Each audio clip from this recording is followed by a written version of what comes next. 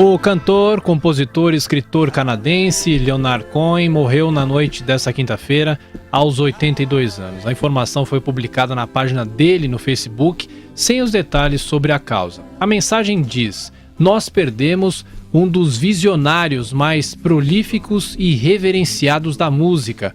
Um evento em memória será feito em Los Angeles, ainda sem data marcada. A família pediu privacidade durante esse momento de dor."